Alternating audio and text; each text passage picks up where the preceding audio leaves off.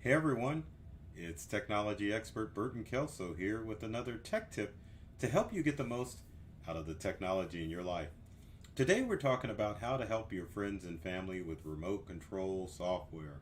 There are a lot of options out there as far as taking control of the family members' computers and helping them through some of those tricky situations they run into. Obviously, the family members that you'll probably be helping the most are those senior members of your family. But if you're a state or two or even a country away, there's some easy things that you can do to make sure that you can remote in and take care of their computer issues. Now, with any remote control software, it's very important for you to understand that remote control software requires fast internet. So if you don't have fast internet on your computer, then all of that goes out of the window. So probably one of the best things that you can do as far as remote control software is to make sure that your loved one has fast internet. And I know some of you out there have loved ones that live in rural areas, so sometimes that can be a challenge as far as getting the right internet service to ensure that you can even remote in and help them with their computer issues. Give me a second here. I'll bring up my favorite website, which is speedtest.net, and kind of give you an idea what you need to look for as far as internet speed. I've talked about this in other tech tip videos, but I always have to bring this up because people think they could just remote in and just take control of stuff, and it doesn't work that way. So let's get to speedtest.net. There we go. Ignore the ads when you go to speedtest.net. If you want to check your internet speed, just click on the go button. As you can see, I'm in the Kansas City area and I've got Google Fiber. So with that slow Google Fiber speed, and that's because I'm a ways away from the wireless connection, it lets you know what speed I have. Now, as far as your download and upload, your download should be at least 20 megabits or higher if you want to do a decent connection with remote access software. Upload speed is good too, as far as 20 megabits per second. So at least that gives you an idea of what you need to use as far as accessing remote control software. But before you try to remote in, have your loved one check their internet speed to ensure that they have fast internet before you remote in. Now, as far as remote control software, that is pretty simple because there's a lot of options out there that you can go with. And probably one of the easiest options to go with would be with Google Remote Desktop. Now, Google Remote Desktop allows you to remote in, obviously, to someone's computer. Give me a second and let me pull that up so that you can see how it works. And let's get it going. Okay. So now let me get so I can show you what I'm looking at. All right. So Google Remote Desktop, there you are. You log into your Google account. What you would want to do is first have your loved one download Remote Desktop onto their end, which is pretty simple. Once you do, you can click on Remote Access. You can either set up remote access, and we'll kind of give you a quick example of that, or you can just have a computer that's already remotely in. So the good thing with Google is that once you set up remote access devices, you can add multiple devices so that if you have several loved ones that you want to troubleshoot and work with, then you can download the remote desktop tool onto your computer. It's pretty simple. Once you get the remote desktop, you just click on the download link. Once you click on the download link, when it's done, it'll install the remote desktop host on that computer, enabling you to access it whenever you want to. We won't go through the boring details of the install, so we'll cancel it. Once get it installed, or you get your loved one to install it on their end, then now keep in mind, let's go back a step before we have you do that. The easiest way to do that would be for you, if you're wanting to do remote access, it's best that you set it up under your Google account so that you can see all of your loved ones' devices under the remote devices. You can set it up without with your loved one's Google account, but it may make it a little bit difficult to get into their computer. To remotely access the computer, you just simply double click on the computer. It'll ask for a PIN number to keep those pesky people out. And then once you click on the go button, then it should log in. But it always helps if you enter your PIN number right. And I think we're going to have to do it again because I didn't enter it right the first time and the second time.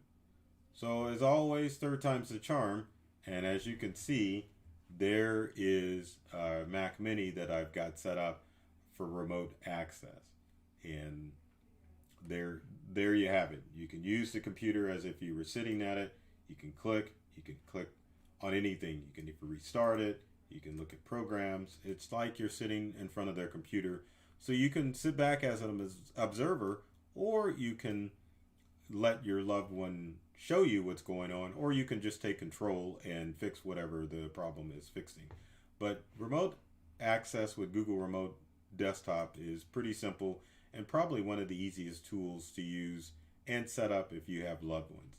Now let's go to a little bit more complicated program, but well known, and that is TeamViewer. Now TeamViewer is free to a point remote access software that you can download and use to connect to any Windows or Macintosh device. You can download it for free, but if you download TeamViewer for free and try to use it, make sure that you are only connecting to one computer at a time. If you start to turn into Tech Central and utilize multiple computers using TeamViewer, then TeamViewer is going to know, and they're going to switch you to a trial or a paid version. So TeamViewer would be an instance that you would use if you were wanting to connect to, say, one loved one's computer. So keep that in mind. But downloading is pretty simple, but once you get it, download it. Let's look and see how TeamViewer sets itself up. So let me bring up I'll bring up our Mac that we remoted to earlier to kind of show you what the end user is going to see, or your loved one. So when they open up TeamViewer, and for those of you that are tech savvy, trust me, the password will be changed long after.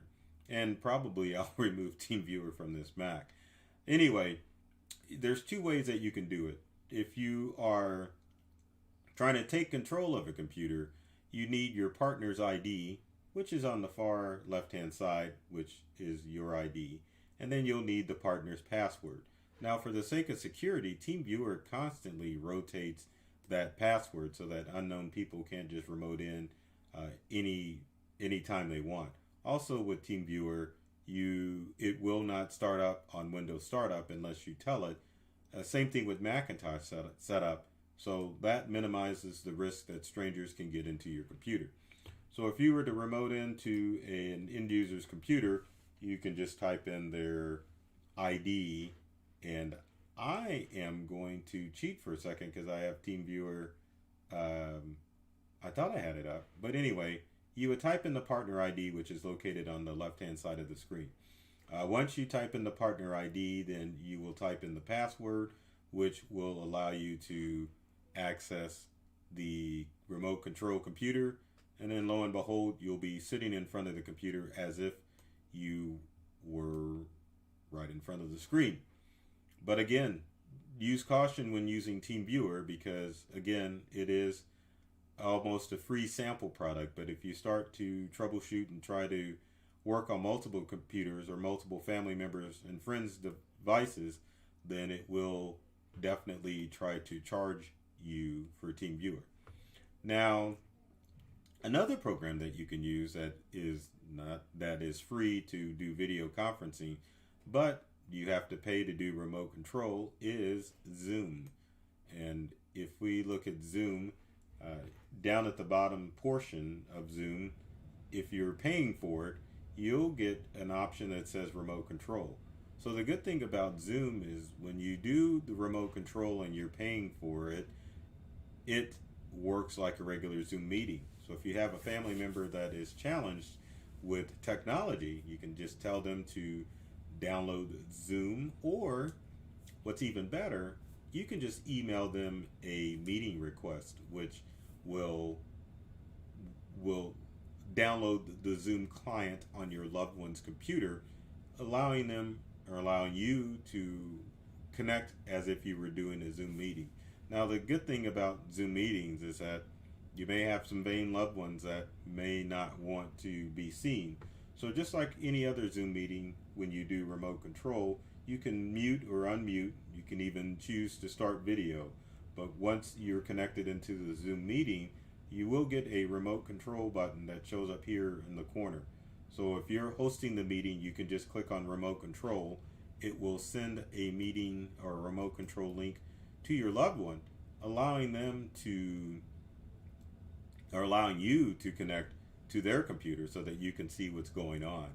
Probably an easier option for you to use, especially if you have a loved one that struggles with technology. Now, our final tool, if I can get it where I need to get it, is a program called Zoho Assist. Now, Zoho Assist is completely free. They do have a paid version, but with the free version, you can connect to one person's computer, which is kind of a good thing. If you want to do Zoho Assist, you can go to zoho.com/assist. Once you're at Assist, and it doesn't matter which browser you do, we can access Zoho Assist. Zoho, if the link will work, there we go, will log into either a Google or other account, and to remote control is just as simple as entering in an email address. And we'll enter in an email address for Zoho. We'll do the Burton is called integral now. Once you click start, now it will send an email request, or it will let you know that it sent an invitation to your loved one. But also, if you have someone who's somewhat fairly savvy, then you can also have them go to that URL in their browser, and it'll automatically allow you to start the connection. So if you go back to the previous screen with Zoho Assist, as you can see, you can kind of see what's going on as far as the person is connecting, and it will let you know when they are ready to join the meeting. So another way that you can monitor and connect with your loved ones as far as troubleshooting their devices. Now, one final utility that I'm going to show is, if I could pull it up here, is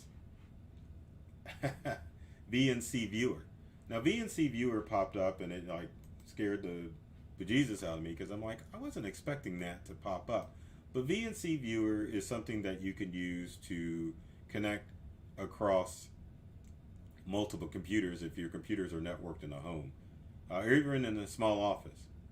But VNC isn't used for remote access over the internet, or if you do, it's a little bit more complicated to get it to work. It's used usually in-house or in-home as far as connecting is concerned. But once you click on VNC, which I guess we can close this and do a quick search for VNC, if I can spell it right, and we're going to give it the old third time's a charm. There's the VNC Viewer. If you click on VNC, as you can see, you can have multiple computers. You can click on it and it'll connect instantly using VNC. So that should give you an idea as far as some of the utilities that you can use to connect and help your loved ones out with their computers. And easy things to do, but again, make sure that they have fast internet, or your remote support session is going to be challenging to do. So with that said, if you got comments or questions, leave them in the comment section below. I'd love to hear from you to find out what things I can help you as far as remoting into your loved ones' computers. And if you have any other tech questions, be sure to ask. Now, I always have to throw this out here, but if you like this video, be sure to like and subscribe and follow myself, Burton Kelso, the technology expert, or my company Integral on the internet and all of the social media channels. Everywhere we share tech tips and tricks that are designed to help you get more for your home and your business technology. I love technology. I've read all the manuals and I'm serious about making technology fun and easy to use for everyone. So take care of yourself and do many things to make you smile. And thanks for watching.